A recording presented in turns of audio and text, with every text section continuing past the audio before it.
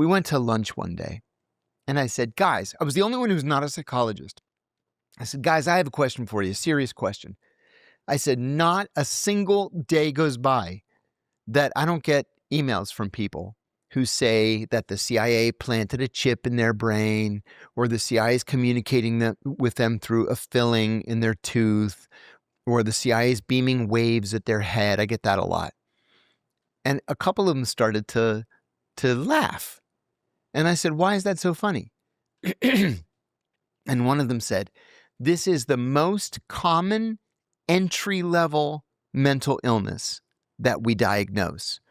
Oftentimes, when people feel overwhelmed in life, their brains need to blame somebody or blame something, and they default to the thing, the entity that is the easiest to blame. That's a secret organization, one that they don't understand. And we all know what the CIA is. We've all heard stories about what the CIA does. So a lot of people just default to the idea that the CIA is somehow interfering in their lives. It's very common. They're not dangerous. They're just going through something right now. That's why you get so many emails.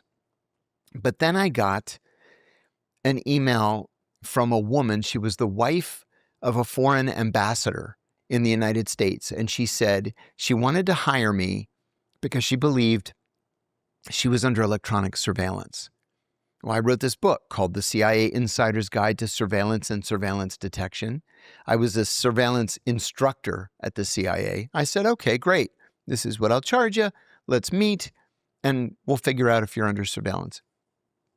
I had a bunch of equipment that I had bought online to detect, different waves and different transmissions and stuff like that. So I met with her at the Tyson's Galleria Mall in suburban Virginia, and totally normal, like 65-year-old woman. And she was adamant that she was under surveillance. And I said, okay, I wasn't under surveillance coming here, and I don't notice anybody around us that wasn't here when we arrived, and we just picked the place by random. So why don't you start walking home? I'm going to follow you from a discreet distance, and I'll be able to do counter surveillance and see if you're being followed.